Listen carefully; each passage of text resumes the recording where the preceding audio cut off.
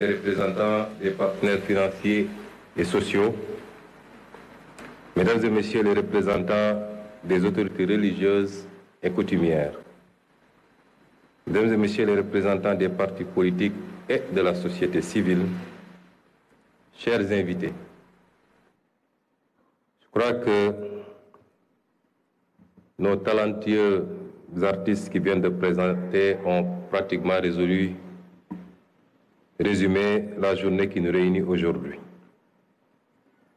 Il y a des moments dans la vie d'une nation qui transcendent les défis immédiats, des instants où l'ambition collective prend le dessus sur les intérêts particuliers. Aujourd'hui en est un. Excellence, Monsieur le Président de la République, Mesdames et Messieurs, ce qui nous réunit aujourd'hui, la vision 2050 pour le Sénégal est l'aboutissement d'un long combat qui a pris sa source il y a un peu plus de 10 ans dans le refus de la malgouvernance, de l'injustice et de l'arbitraire au sein de l'administration. Il s'est transformé ensuite en un projet politique solide, ambitieux et progressivement porteur d'espoir. Les Sénégalais l'ont plébiscité le 24 mars 2024 par le choix net porté sur le président Bassirou Diomaye Diakhar Faye à la magistrature suprême. Si nous nous sommes opposés avec résilience pendant tant d'années, c'est que, en patriotes convaincus, nous étions conscients et inquiets des ravages, des mauvais choix, des mauvaises pratiques de nos élites gouvernantes depuis l'indépendance sur notre pays. Au moment du bilan, le constat est celui d'une économie marquée par des décennies de dépendance et de mauvaise gouvernance, où les opportunités pour la jeunesse, les femmes et les entreprises locales ont souvent été sacrifiées au profit d'intérêts personnels. Excellence, Monsieur le Président de la République, vous avez matérialisé votre attachement à une gouvernance transparente et vertueuse des affaires publiques dès votre passation de pouvoir en diligentant des audits, parmi lesquels l'audit des finances publiques, dont les conclusions que nous avons présentées il y a quelques jours ont révélé la gravité des errements coupables du régime sortant. Les fragilités structurelles de l'économie sénégalaise, une dépendance aux ressources extérieures et aux matières premières, un secteur privé trop limité, ainsi qu'une gouvernance administrative souvent inefficace, plombée par la corruption. Après ce courageux exercice de dressage de la situation de référence et de vérité à l'endroit du peuple sénégalais et des partenaires, nous revoilà devant vous pour présenter le nouveau référentiel de nos politiques publiques et sociales. Monsieur le Président de la République, rappelons que vous avez été élu sur la base d'une offre programmatique intitulée « Le projet pour un Sénégal souverain, juste et prospère ». Dès votre installation, vous avez bien voulu nous faire l'honneur de nous confier la passionnante mission d'opérationnalisation des idées innovantes que vous y défendez, pour une rupture qualitative et profonde. Il s'agissait pour vous de poser les fondations d'une transformation systémique par des solutions durables, non pas pensées dans le mode fast-track, mais qui reposent sur une vision à long terme, qui transcende les clivages politiques pour refonder le Sénégal sur des bases solides et durables.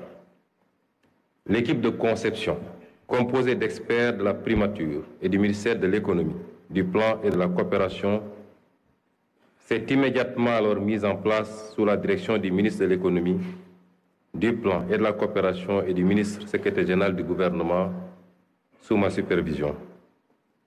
À cette équipe est venue s'ajouter l'expertise du cabinet Performance, qui, dans un élan patriotique, est venu offrir sa contribution à cette phase d'élaboration du référentiel. Ce groupe de travail s'est donné corps et âme sans répit durant ces 4 derniers mois à organiser des retraites, des veilles et même pour aboutir aux résultats qui nous réunissent aujourd'hui. Les choix d'élaboration de ce document reflètent les options fortes de son Excellence, Monsieur le Président de la République, de faire confiance à l'expertise locale, d'une part, et d'impliquer davantage le secteur privé national dans toute définition et exécution des politiques et programmes publics. Le diagnostic stratégique qui a découlé de ce travail pour notre pays pourrait se résumer en 4 grands mots. Notre modèle ne crée pas de valeur, une croissance d'à peine 0,4% en moyenne du PIB, une gouvernance qui ne favorise pas l'éclosion, 10 entreprises pour 10 000 habitants au Sénégal contre 500 pour 10 000 au Maroc et 709 pour 10 000 à Singapour, une population active mais peu productive, 80% sont des ouvriers, commerçants ou artisans, le privé génère 2 fois moins d'emplois que le public. Un modèle social inéquitable. 4 Sénégalais sur 10 sont pauvres. Et à l'indice de développement humain, nous sommes classés 169e sur 192. Voilà sommairement dressé les mots dont souffre notre pays. Ce cercle vicieux de dépendance et de sous-développement nous a maintenus à la lisière des trajectoires vertueuses qu'il nous incombait d'emprunter ces dernières décennies. Nos experts y reviendront plus largement lors de leur présentation. Nous savons, hélas, que nous ne pouvons plus revenir en arrière, mais nous pouvons prendre un nouveau départ. Commencer à partir de maintenant et emprunter une toute nouvelle trajectoire librement choisie, partagée et assumée. C'est la haute et noble ambition fixée par Son Excellence le Président Bassirou Diomaye Diakhar Faye. Pour y parvenir, nous ne ferons plus comme avant, courir d'une réforme à une autre, d'un projet à un autre, touchant à tout, laissant bien souvent par-ci, par-là un goût d'inachevé, et toujours dans la précipitation électoraliste et le diktat du prochain mandat. Nous avons pris le pari d'adopter un nouveau modèle de développement sur le long terme, reposant d'une part sur un État stratège qui favorisera grandement le développement de filières compétitives, de pôles territoires viables, avec des villes épicentres et un secteur privé national fort. Comment y parvenir? Notre approche repose sur une transformation systémique, incluant bien entendu une plus grande responsabilisation de nos concitoyens d'ici et de la diaspora. À l'instar des économies qui ont décollé, nous développerons quelques solides moteurs de croissance sur lesquels nous appuierons pour créer une économie compétitive, gage d'un Sénégal souverain, juste et prospère. Nous l'illustrons en vous présentant l'arbre qui symbolise et synthétise notre vision 2050. Voici le baobab, emblème national. 4 parties principales composent cet arbre majestueux, familier dans nos paysages. Des racines, un tronc, des branches et des fruits. Voilà, mesdames et messieurs, les 4 axes stratégiques de l'agenda national de transformation du Sénégal. Notre baobab repose sur de solides racines qui représentent la bonne gouvernance et l'engagement africain.